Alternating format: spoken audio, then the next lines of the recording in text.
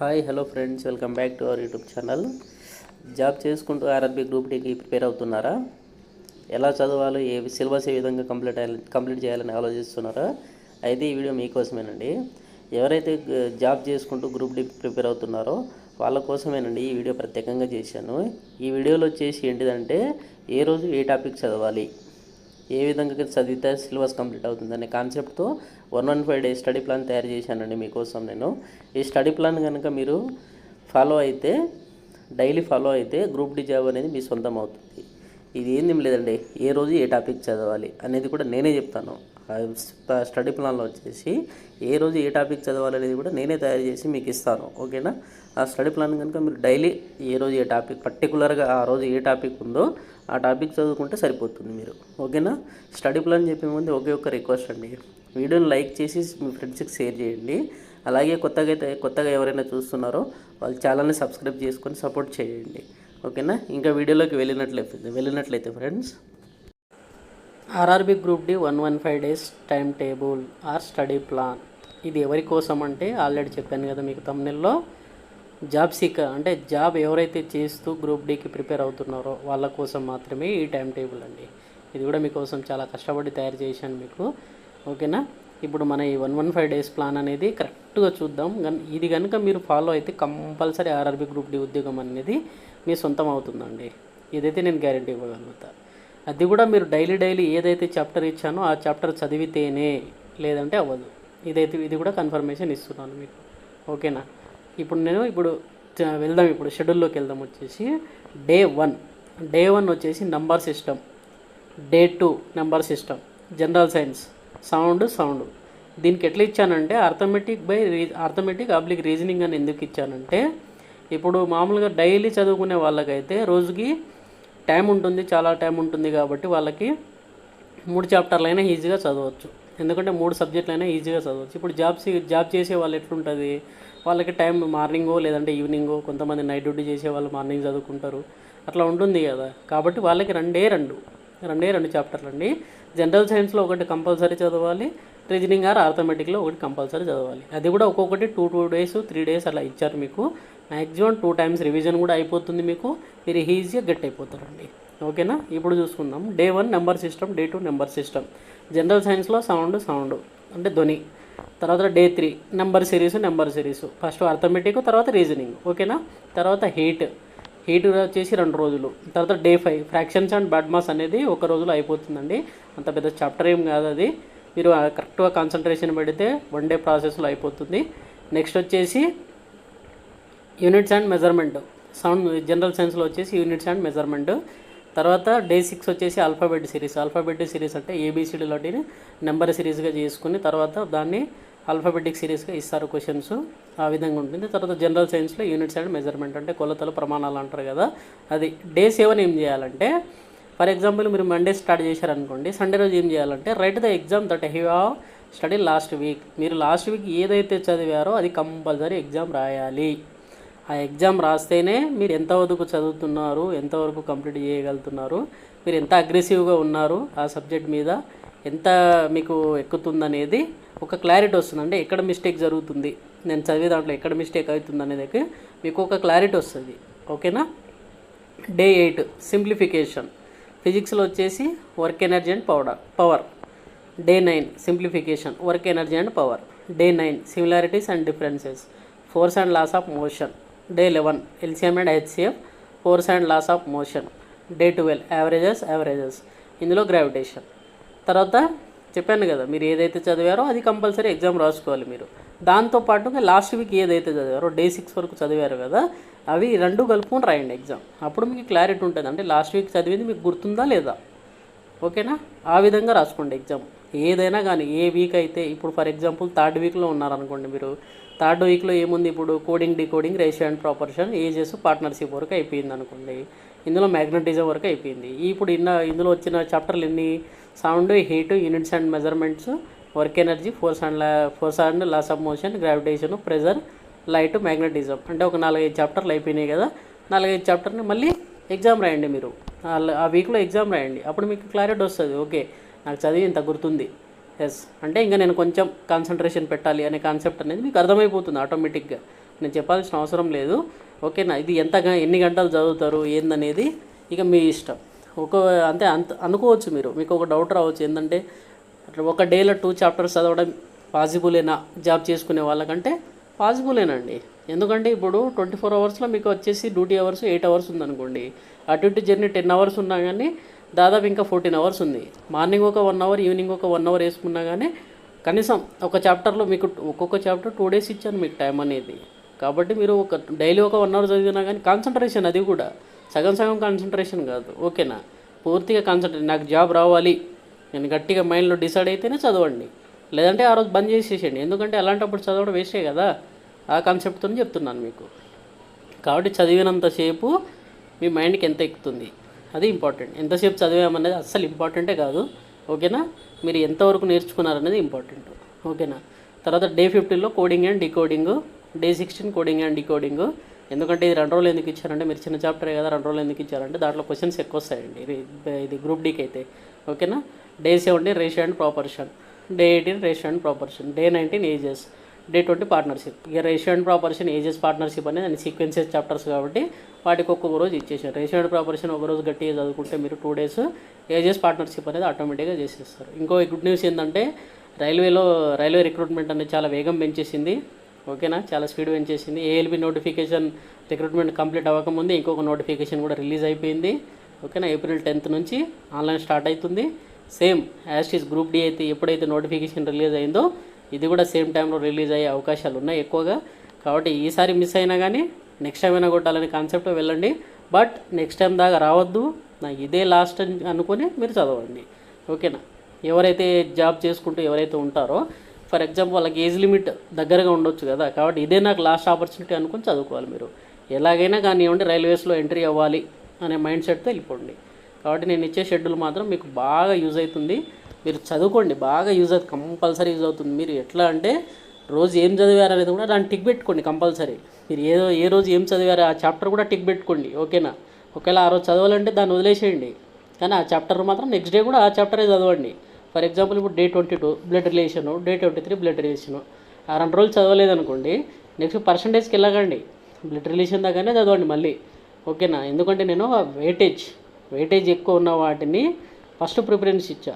ఓకేనా, కాబట్టి మీరు ఏదైనా కానీ ఫస్ట్ నుంచి చదువుకుంటూ రావడమే, ఇదైతే 100%గా చెప్పగలుగుతాను నేను. ఓకేనా, ఇక day 22 blood relations, day 23 blood relations, day 24%, day 25%, 26 directions, 27 directions. ఈ సైన్స్లోకి వచ్చేసి electricity inventions, mechanics, physics problems. ఇటు వచ్చేసి write the exam that you have study last week, ఏదైతే చదివారో అది కంపల్సరీ చేసుకోండి. ఇక తర్వాత day 29 profit and loss, day 30 profit and loss, day 31 Venn diagrams, day 32 SI and simple and compound interest, day 33 simple and compound interest, day 34 mirror images. తర్వాత ఇటు వచ్చేసి matter, ఇది వచ్చేసి కెమిస్ట్రీ వచ్చేసింది, ఫిజిక్స్ అయిపోయింది చూశారు కదా, ఫిజిక్స్ ప్రాబ్లమ్స్. డే 27కే మీకు ఫిజిక్స్ కంప్లీట్ అయిపోయింది. తర్వాత మీకు డే 29కి అంటే 1 మంత్లో ఫిజిక్స్ అనేది కంప్లీట్.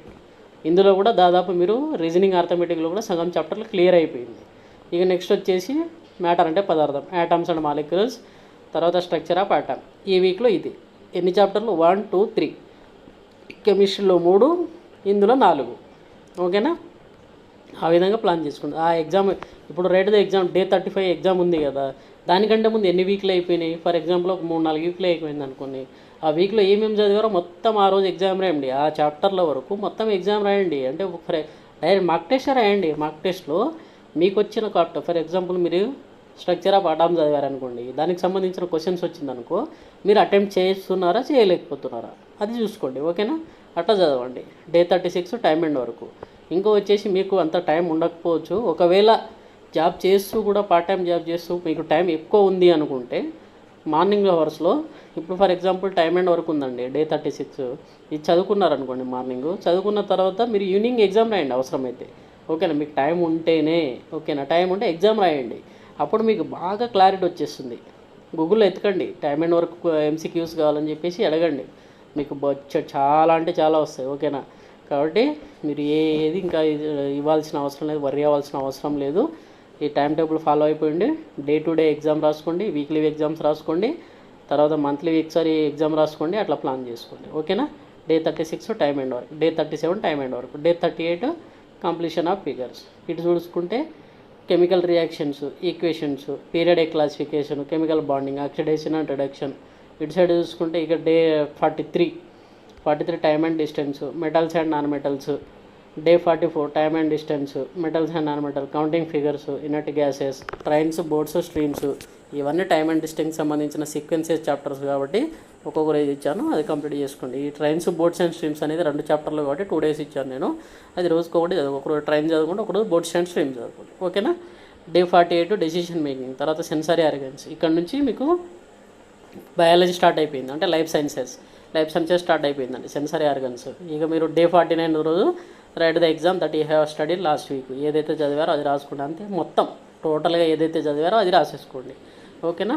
ఇట్లా చూసుకుంటే next data interpretation, statement and argumentation, mensuration, statement and assumption, trigonometry. ఇలా ఇక ఇటు సైడ్ చూసుకుంటే nutritions, digestive system, respiratory system, blood circulatory system, reproductive system, vitamins and minerals.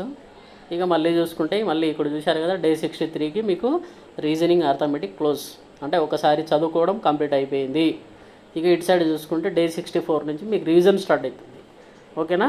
Number system, number series, fractions and bird mass, alphabet series, simplification, coding and ఇక్కడికి వచ్చేసి ఒకేసారి ఇచ్చాను, ఎందుకంటే ఒకరోజే ఇచ్చాను. ఎందుకంటారా, మీరు ముందే ఒక 2 days ఇచ్చేసాను మీకు టైం అనేది. ఆ 2 daysలో మీరు చదువుకోవాలి, అంటే మీరు కొత్తగా నేర్చుకుంటారు కాబట్టి అది చదువుకోవాలి. ఇక్కడే వచ్చేసి రివిజన్ చాలా స్పీడ్ చేసేసేయాలి. ఆల్రెడీ లాస్ట్ టైం చదివారు కదా, ఇప్పుడు టకా చేసేసేయాలి, అట్లా స్పీడ్ అయిపోవాలి. కానీ జనరల్ సైన్స్ అనేది అంత తొందరగా అయిపోదు. కాకపోతే 25 మార్క్స్ మీరు ఎంత బాగా చదివితే అంత స్కోర్ చేయొచ్చండి. మీకు రీజనింగ్, అర్థమెటిక్ 2 times రివిజన్ అయిపోతుంది. ఇది వచ్చేసి మీకు 1 time చదువుకోవడానికి అవుతుంది. కాబట్టి మీరు ఏం చేయాలంటే ఫస్ట్ రీజనింగ్, అర్థమెటిక్లో దాదాపు 55 మార్క్స్ ఉంటుంది కాబట్టి కనీసం ఒక 45 నుంచి 50 అటెంప్ట్ చేసినా సరిపోతుంది. ఇటు సైడ్ జనరల్ సైన్స్లో 25కి 20 మార్క్స్ వచ్చినా కానీ కథం మీరు ఈజీగా 60+ స్కోర్ వస్తుంది, మీకు ఈజీగా జాబ్ వచ్చేస్తుంది. ఆల్రెడీ కట్ ఆఫ్స్ అన్నీ చూశారుగా. మీరు అనుకోవచ్చు చాలామంది కాంపిటీషన్ వచ్చారు, చాలామంది అప్లికేషన్, మీరు ఆల్రెడీ చూశారే కదా. ఏఎల్పి కూడా అదే అనుకున్నాం మనం, కానీ ఎంత వచ్చింది లాస్ట్ కట్ ఆఫ్, ఎంత వచ్చింది 18, 22, 20 అవుట్ ఆఫ్ 75కి. ఇది కూడా అంతే అండి, లాస్ట్ టైం ఎలా ఉందో కట్ ఆఫ్ ఇది కూడా అంతే ఉంటుంది. ఈసారి ఇంక్రీజ్ అవ్వడానికి ఏమి ఉండదు. అందులో 50% వరకు ఎగ్జామ్ రాయని వాళ్ళే ఉంటారండి, ఎందుకంటే వేరే ఆపర్చునిటీస్ రావడం అలాంటి అవకాశాలు ఉండి ఉంటారు కదా, అలాంటి వాళ్ళు కూడా ఎగ్జామ్ రాయకుండా ఉంటారు. కొంతమంది వచ్చేసి ఏదో అప్లై చేసినామా లేదా టైంపాస్ అంతే. కాబట్టి మీరు కొంచెం కష్టపడితే మీకు వచ్చేస్తుంది. ఇక డే 71 ఎల్సిఎం అండ్ హెచ్సిఎఫ్ చెప్పాను కదా, ఇది ఇంకో టైం రివిజన్ అయిపోతుంది. ఇది మీకు ఫిజిక్స్, కెమిస్ట్రీ కూడా ఇక్కడ డే 90 వరకు మొత్తం రివిజన్ అయిపోతుంది. ఓకేనా. తర్వాత డే 91 ఏదైతే చదివారో అది కంపల్సరీ ఎగ్జామ్ రాసుకోండి. తర్వాత వచ్చేసి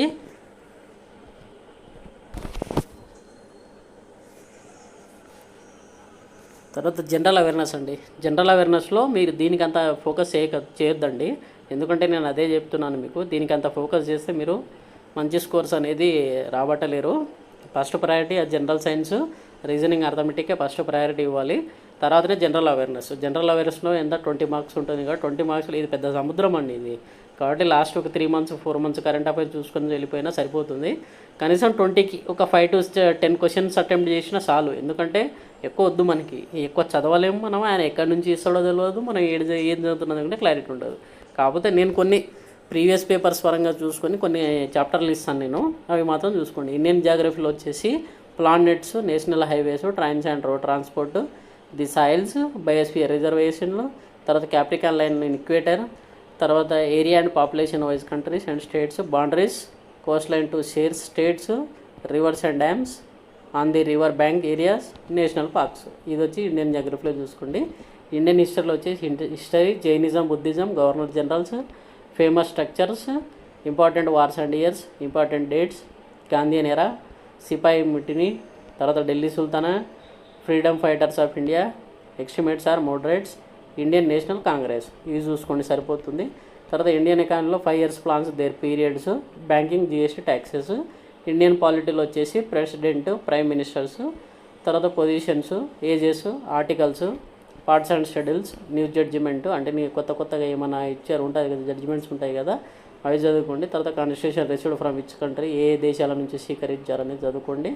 తర్వాత సీఎం, గవర్నర్స్, స్టేట్స్, తర్వాత UNO, international organisations, personalities, CEOs, important days, తర్వాత first person in India, countries and capitals and currency, arts and culture, who is, books and authors, computer గురించి చదవండి, సెంట్రల్ మినిస్టర్స్, అవార్డ్స్, సెన్సస్ 2011, తర్వాత central government schemes, UNESCO, summits, sports, current affairs last 6 months ఇవి complete చేసుకుని ఒకసారి ఇవన్నీ చదువుకున్న తర్వాత ఒకసారి వీటికి ఎగ్జామ్ రాయండి. దీని తర్వాత right A mark test everyday, 1 mark test is compulsory, daily ఒక టెస్ట్ అనేది కంపల్సరీ రాయండి. ఆఫ్టర్ ప్రిపరేషన్ అప్పుడు మీరు ఈజీగా జాబ్ కొట్టడానికి ఈజీ అవకాశం ఉంటుంది.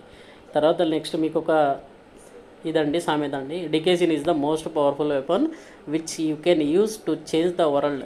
ఎడ్యుకేషన్ అనేది ఒక పవర్ఫుల్ వెపన్ లాంటిదండి. మీరు దాన్ని ఎలా అయితే యూజ్ చేసుకుంటారో ఆ విధంగా మీకు యూజ్ అవుతుంది. దాంతోపాటు ఆ ఎడ్యుకేషన్ తోనే మీరు వరల్డ్ను చేంజ్ చేసే అవకాశాలు కూడా ఉంటాయి. కాబట్టి మీరు ఎంత బాగా చదివితే మీరు అంతా గెట్ అవుతారు. ఓకేనా?